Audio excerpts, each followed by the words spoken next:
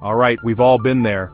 You're staring through the viewfinder, fiddling with buttons, wondering why your photos aren't turning out the way you imagined. You know, that feeling when you see an amazing scene but you just can't seem to capture its magic? That's where composition comes in. It's the secret sauce, the magic ingredient that separates a good photo from a mind-blowing one. Think of it like this. You wouldn't write a story without a plot, right? Composition is the story you're telling through your lens.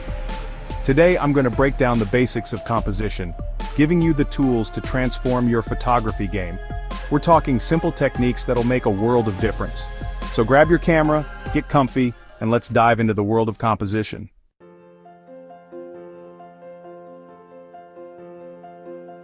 Composition in photography refers to the arrangement of elements within the frame. It's how you decide what to include in your shot, where to place it, and how each element interacts with the others. Think of your viewfinder as a canvas, and you're the artist deciding what goes where. The goal? To create a balanced, visually compelling photo that draws the viewer's eye exactly where you want it to go. It's about guiding their gaze through the image, making them feel something, telling them a story. It's about creating a sense of depth and dimension, even in a two-dimensional space. It's about making your photos pop off the screen and grab the viewer's attention.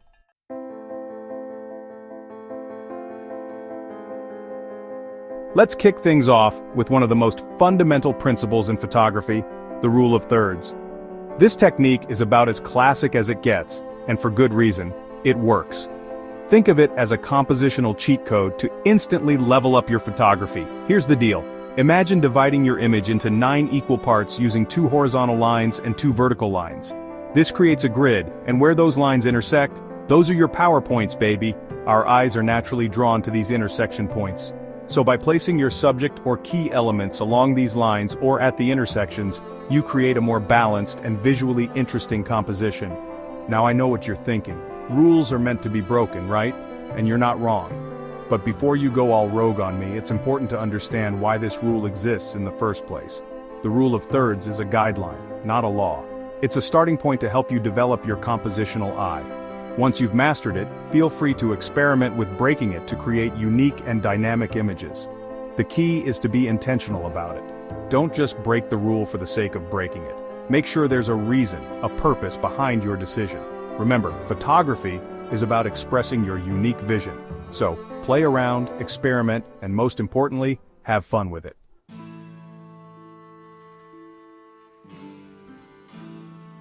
Alright, leading lines, these are your secret weapons to add depth and guide the viewer's eye exactly where you want it to go. Think of them as visual pathways through your image, leading to, you guessed it, your subject.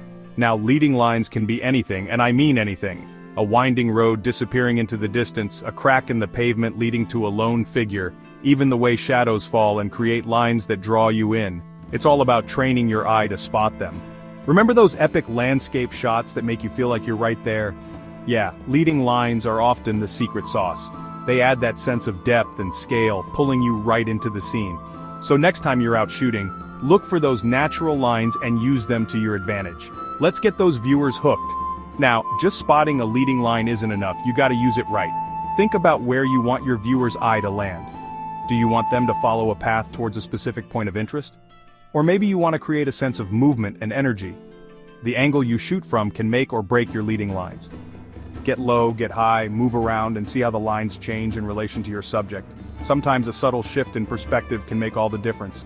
Remember, you're the director here, you're guiding the viewer through your image. Don't be afraid to get creative and play around.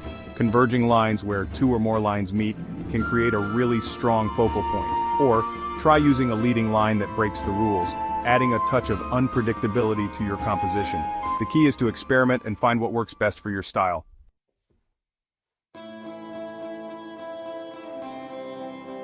Framing, guys, it's like giving your subject its own little stage, a spotlight to shine in. And the best part is, you can find frames everywhere you look. Think doorways, windows, archways, even tree branches. See that cool building with the awesome architecture? Use that archway to frame your subject standing in the middle. Boom! Instant depth, instant story. Or how about shooting through a window with raindrops on it? That's a mood right there, framing your subject with a touch of melancholy. The key here is to find frames that complement your subject and add to the overall story you're trying to tell. You don't want the frame to overpower your subject, just enhance it. So, Get those creative juices flowing and start seeing the world as a series of frames within frames. Trust me, it'll change the way you shoot. Now, who says frames have to be obvious? Let's get a little more abstract, a little more out of the box. Think about using light and shadow to create a frame or even negative space. Remember negative space? It's your friend. Imagine this, you're shooting a portrait and you've got this big blank wall behind your subject. Instead of just centering them, why not position them off to one side and use that negative space as a frame? Suddenly you've got this minimalist graphic look that's super striking. And don't forget about those leading lines we talked about. They can totally act as frames too, guiding the viewer's eye towards your subject in a subtle but powerful way. So think outside the box, break the rules, and let's get creative with those frames.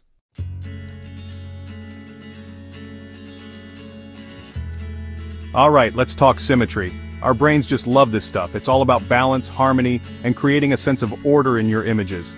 And you know what? You can find symmetry everywhere. Think about architecture, those grand buildings with perfectly aligned columns and arches. Or how about nature, with its reflections in still water or the symmetrical patterns on a butterfly's wings. Even the human body has a natural symmetry that's super pleasing to the eye. Now when you're shooting for symmetry, pay attention to your alignment. You want things to line up as perfectly as possible, right down the middle. This is where that handy-dandy grid in your camera comes in clutch. Use it to make sure everything is straight and balanced. Now here's the thing about symmetry. It can be a little too perfect, a little too predictable.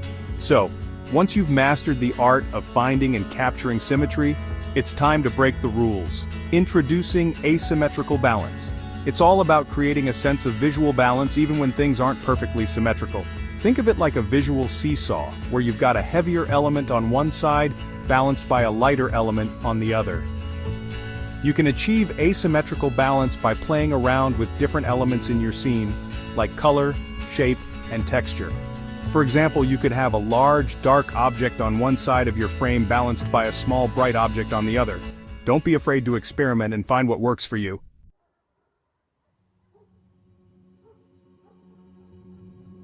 Alright, let's talk about negative space, and no, I don't mean bad vibes. This is about using the empty areas in your frame to make your subject pop.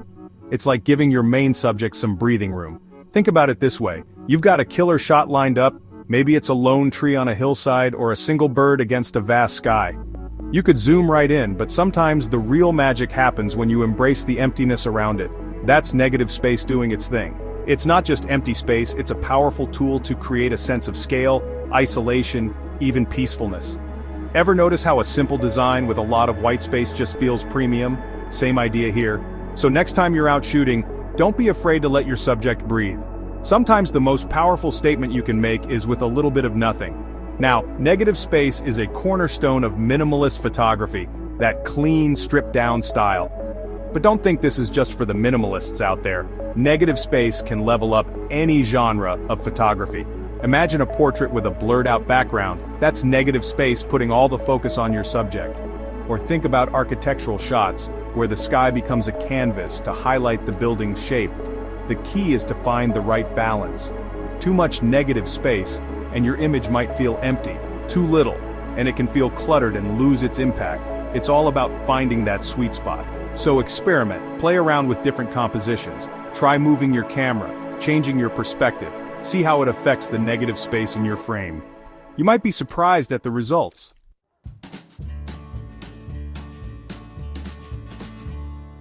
Alright, let's talk lighting because honestly, it can make or break your shot, and there's no better time for epic light than golden hour. That magical time just after sunrise and before sunset. You know it, that warm, buttery light that makes everything look incredible. Now I'm not saying you can only shoot during golden hour, but seriously, try to plan some shoots around it. The way the sun sits low in the sky, it casts these long, soft shadows, and the light itself is just diffused, creating this warm, inviting mood. Think about those stunning landscape shots you see, the ones with the epic skies and that warm glow bathing the mountains. Yeah, that's golden hour magic right there. But it's not just for landscapes, portraits, street photography, everything gets a level up during this time, so set your alarm, grab your camera, and get out there. Trust me, golden hour light is like a cheat code for photographers. Your camera will thank you, your Instagram feed will thank you, everyone wins. Now I know what you're thinking, Peter, I can't always shoot during golden hour. And you're right, life happens. But that doesn't mean you can't get amazing shots no matter the lighting conditions. It's all about understanding how to work with the light you've got. Harsh midday sun? Look for those pockets of shade, or use a reflector to bounce some light back onto your subject. Overcast day? Embrace the soft, diffused light, perfect for portraits. The key is to observe the light, see how it falls on your subject, how it shapes the scene. Don't be afraid to move around, experiment with different angles. You might find that unexpected light can create some of your most interesting shots. Remember, photography is all about capturing light. Once you start seeing the world in terms of light and shadow, your photography will truly transform.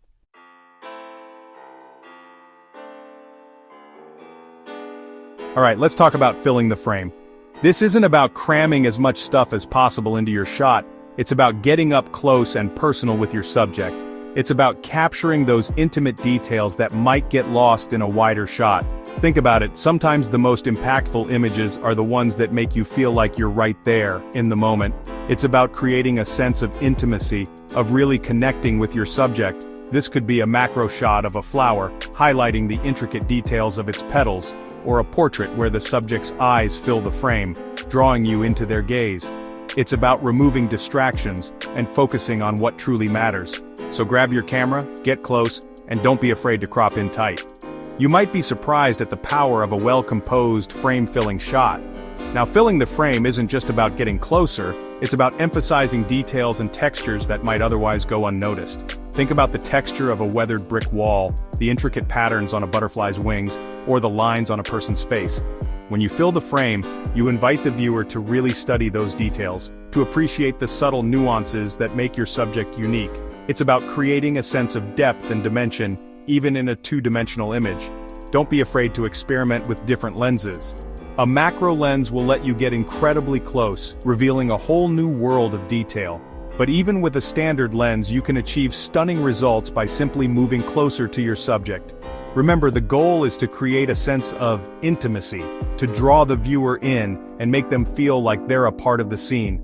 So next time you're out shooting, challenge yourself to fill the frame and see what you can create.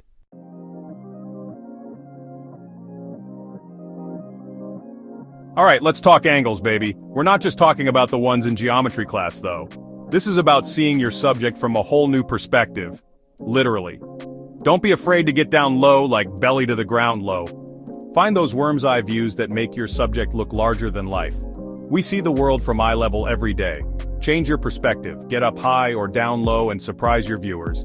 It's like giving your viewers a fresh set of eyes. Get up high, find a rooftop, climb a hill. Looking down can completely change your subject's story. See patterns and lines you never noticed from eye level. It's like revealing a hidden world. Tilting your camera can introduce movement or excitement. The Dutch angle is my favorite. Crank that tilt for a sense of unease or dynamism. It's like your image is about to tip over. So yeah, don't be afraid to play around with those angles. Get creative, get low, get high, tilt it, Dutch it, just get out there and experiment.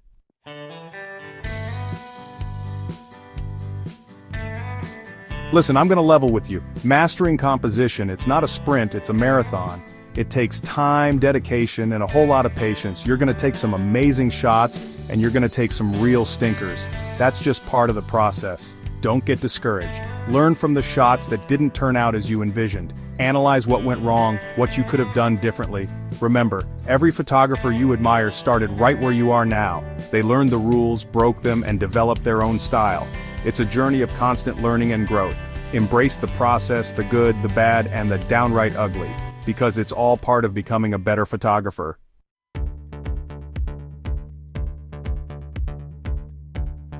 And there you have it. We've gone deep into the world of composition, exploring everything from the rule of thirds and leading lines to experimenting with angles and lighting. Remember, these techniques are your tools, your secret weapons for creating powerful, visually captivating images. But here's the thing about photography. It's not just about following rules. It's about expressing your unique vision, telling your own stories through the lens. So, don't be afraid to break the rules, to experiment, to get creative and see what happens. Photography is a journey, and like any good adventure, it's all about exploration and discovery. So keep practicing, keep pushing yourself, and most importantly, keep shooting. Thanks for watching. If you enjoyed this video, hit that like button, subscribe to the channel for more photography goodness, and share it with your fellow Shutterbugs. And until next time, keep those cameras clicking.